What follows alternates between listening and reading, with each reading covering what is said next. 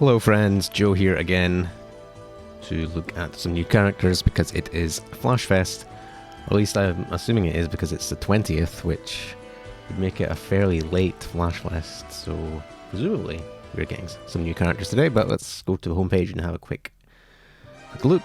Yep, so Icarus, is he new? I think he's new. I mean, maybe he's been mentioned in an event. It's been somewhat fairly often recently. I've not had time to read events, so I've skipped them. So maybe he's been mentioned into an event, but they do also just drop brand new characters sight unseen sometimes. So maybe he is completely new. And Lily, okay, not sure about that art for her. That's a bit. Doesn't seem very in keeping with our character, but okay. There's also a Scamcha. Oh no. But, where are we? Let's take a quick look at their weapons as usual. So, Icarus's fire sword. Yep. Boost allies charge bar, and then medium Aegis, small stamina, medium Fandango. Maybe okay if you're wanting more HP, because it does have 2 attack mods. That's probably not going to see that much use. And then Lily's staff. Store as HP, 20% Earth Cut, small Majesty, small Aegis. But no FLB, so whatever. Alright, let's take a look at Icarus, who's in fire. Big old sword. Massive fire damage to a foe. Hellfire crest to Icarus. Boosted CA specs against foes with Petrify effect. Petrify. It's not super useful these days. Fire damage to a foe. Raise Singed level by 1. Max 10. Petrify effect. Deal triple attacks while in effect. Hellfire crest to caster. Attack without using up a turn. Very cool. 90% bonus fire damage effect to caster, attack twice each turn, debuff immunity, buffs can't be removed, lower HP every turn, can only be used when 5 Hellfire crests are granted. For 3 turns. Immune to Petrify effect. Is there many bosses that do that? I can't think. There are some that I know. I just can't think which ones off the top of my head. I was going to say, I think... No. I don't know, I don't remember. There are some that you do it, but I don't think that's a big deal. Gain these effects in order based on the number of Hellfire crests. Boost to attack, boost to defense, deal multi-attacks, supplement damage, and amplify normal attack damage. Quickly get some... Nope, Wookiee's not updated, so... Oh, interesting. You don't see this on a non-evoker character very often. 5 Hellfire crests to Icarus can't be reactivated when switching in, so that means he could get this up immediately when he switches in, which would be nice. I mean, alternatively, you could run him with... Is it Hecate that does crest stuff in fire? I just got her recently from the subtext. Let me quickly check. Don't think. Fire crest. She does. Yeah, she does, but it's on fairly big cooldown. But So if you're not switching him in, it might take a little while to get this up. So if you're using, say you're using Manacaster, so that's 1 from Manacaster, 1 from this, and 1 from Ogi. So you could get 3 turn 1. So, and then if you're using Hecate as well, that's 4. So you could get this up relatively quickly, but you would need to kind of build around it. Otherwise, maybe just try to find a way to switch him in. But otherwise, he seems fine. He doesn't seem... I mean, I don't say he doesn't seem super strong, but if you have a setup that you can get this up quickly and make good use of it, it could be decent in some burst setups, mostly just because 3 turns of 90% echoes and double strike is, you know, there's no situation where that's not strong, but otherwise,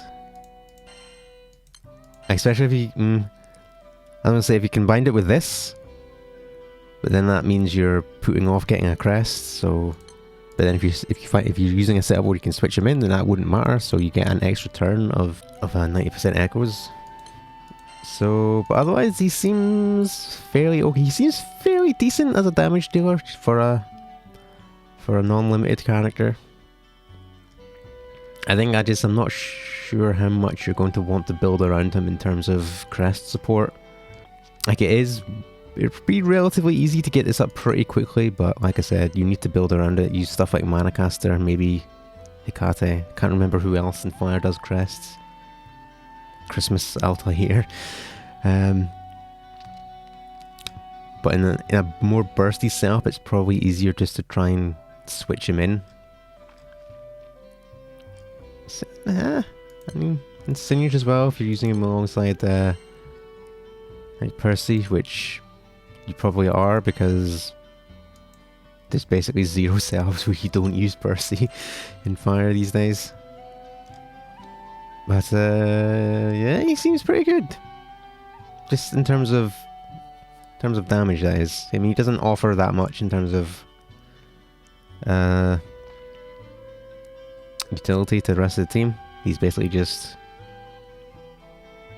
chunky auto damage because of double strike and big echoes. But yeah, doesn't seem too bad for a non-limited. Don't know whether he will find a place in like actual burst comps or not. Like I said, like I've said many times before, I'm not a theory crafter or particularly good at this game, so I will leave those setups to people who are much smarter than I am. But next up we have Lily, who is in wind this time. Her Ogi is a massive wind damage to a foe, boost to all allies dodge rate and Typhoon Crest to Lily. Another crest character. Typhoon Crest to wind allies, armor effect, refresh effect, spring breeze effect to caster 3 times. That's the same as her water one. White gift activated, which is skill 2, yes, that's pretty much the same as her water version. Restore all allies HP, 10% boost to charge bars, remove 1 debuff. If a debuff is removed, 30% boost to charge bars and give 1 white gift. Okay, that's pretty cool actually, so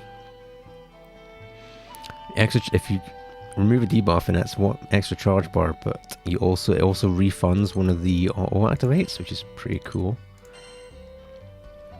10 hit wind damage to all foes, remove 5 buffs, restore wind allies HP, max 10%, can only be used when 5 Typhoon Crests are granted.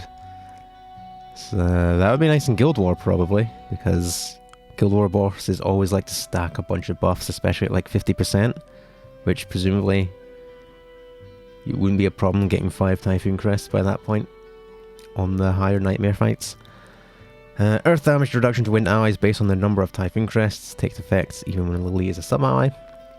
And wind allies gain these effects in order based on the number of white gifts. Revitalize effects, boosted charge bar gain, and boosted CA specs. Interesting. So if these don't end up getting used, which, yeah, when the boss Ogis, then you get some buffs by holding on to them. But obviously you don't have a whole lot of control over whether these get used or not, but I suppose it does mean that this does have use in fights where the boss isn't Ogian super often, which is kind of cool, I guess. But yeah, she seems fairly similar to her water version. Bit more skill damage, obviously, and I mean, removing 5 buffs is pretty strong in Guild War, basically. Like, there's probably going to be some setups where she'll be nice to have for, you know, especially if this lines up in full auto. But in terms of like crest support, in wind, God, I've completely forgotten the character's name. The wind primal, Tiamat, is a pretty decent non-limited wind character who also has, I believe, crest support. Don't remember who else does in wind. But fairly simple kit. Otherwise, like I said, pretty similar to her water version in terms of this.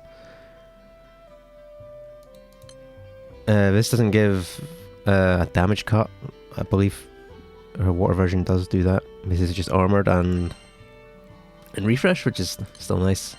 Obviously, I don't have numbers here, so I'm not sure how strong this heal is. This would be nice to know.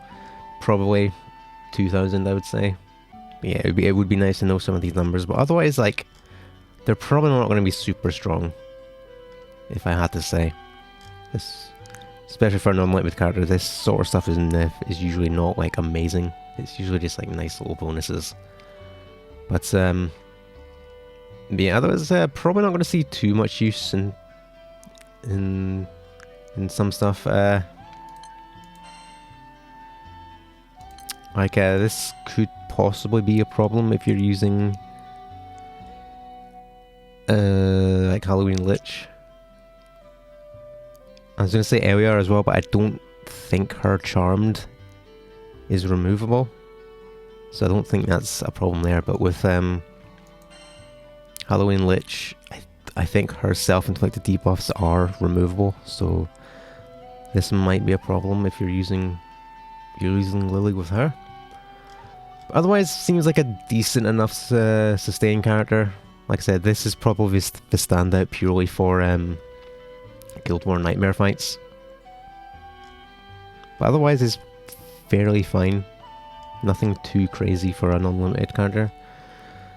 Just shame about that uncut part though.